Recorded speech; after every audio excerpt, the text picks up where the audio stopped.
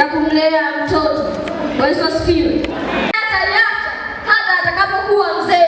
Kwa ukimlea mtoto kichungaji zaidi, na atakuwa kichungaji zaidi mpaka atakapokuwa mzee, atawalea mtoto wake kichungaji zaidi, na wengine watakuwa wachungaji.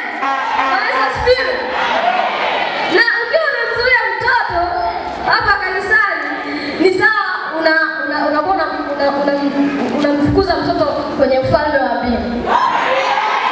Ufalme wa Mungu, yaani mtoto kwa ufalme wa Mungu, wewe unakuja unamvuta unamrudisha duniani. Kwa sababu Mungu leo nimekuja na ujumbe unaotoka katika kitabu cha Mithali 22 mstari wa 6 chenye kichwa cha jinsi ya kumlea mtoto. Bwana Yesu asifiwe.